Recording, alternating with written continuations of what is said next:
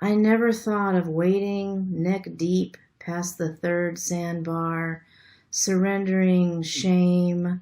I leapt with the whole length of our bodies, reached across the sun-drop hatchlings, buoyed in the bays, heard love calling, her sluicing cosmos thrust, release, her whistling beams resounding past breaches as if I never feared, never doubted.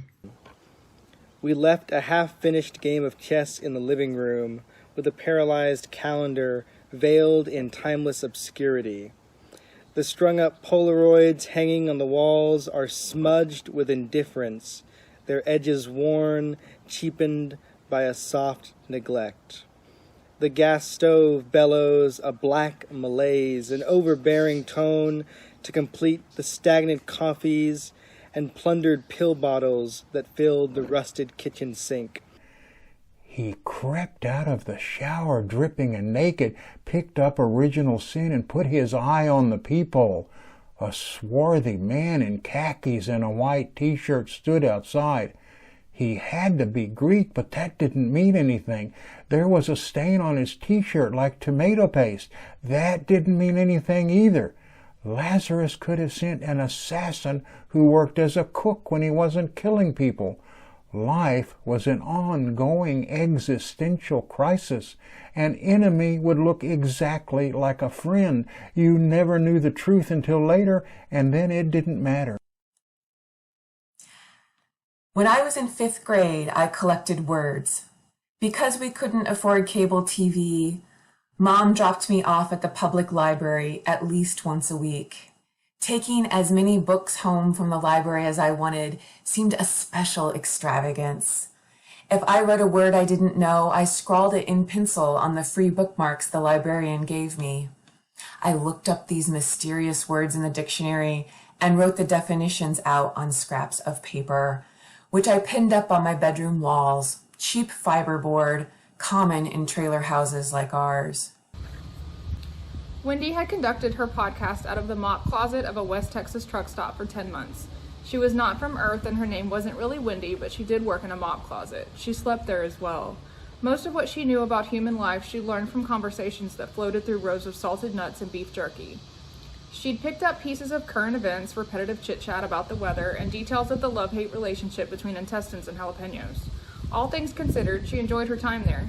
The hot dogs that had been on the rollers were free so long as they'd been there for 12 hours, and the manager allowed her to do anything she wanted in the closet so long as she used the mops on the floors once a day. It was a fair trade, considering she was going to destroy their planet anyways. While watching the film The Seagull, based upon Anton Chekhov's play, which I haven't read, my bad, the word endurance clicked my brain. In our time, it will be endurance that will get us through the days and nights of self-isolation, shielded from the many-voiced crowd, the classes of students that diligently search the text for empathy and ethics of care. We're all standing in line for something.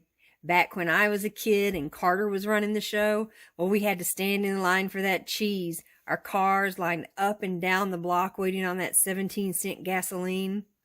Well, Nancy and Ronnie took over and told us to just say no, but we were standing on the corner waiting in a line for someone to bring us that new cheese for a little cheddar.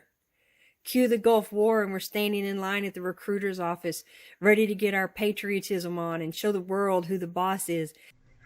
I almost can't believe that it has been over 2 years since my beautiful mother died down in Fort Myers, Florida during the pandemic. Not from COVID, but from pitched battles with old age, cancer, old age, until various systems shut down. I didn't fly to Florida. I was afraid. The sun baked the asphalt, cracked the dirt, and leached the spirit out of every living thing.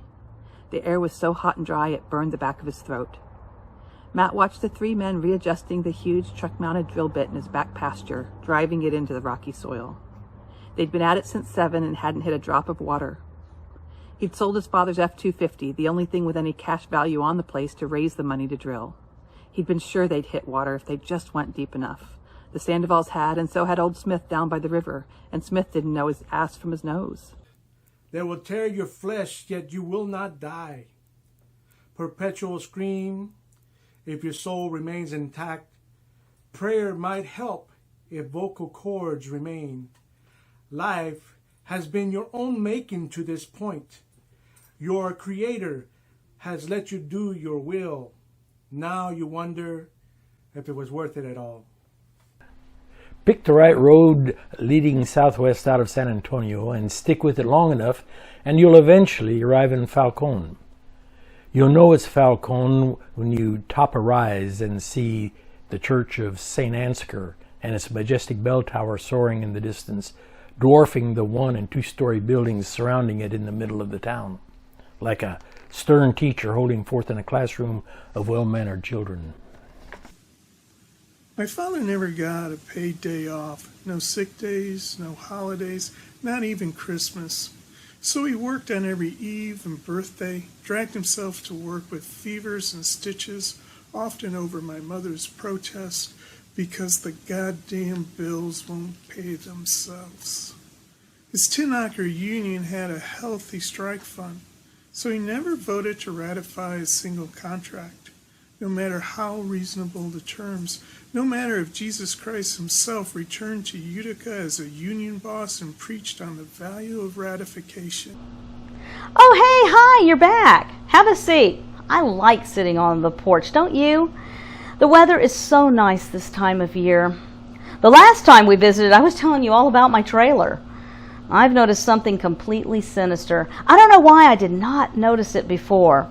I mean, it was right in front of me all the time. Come to think of it, everywhere in front of me. The news, social media, even when I'm in public. I need to start at the beginning because it's spreading like a mind-controlling virus. Oh, you have that look on your face. No, don't go. Here, have some of your favorite wine. Just sit a minute and listen.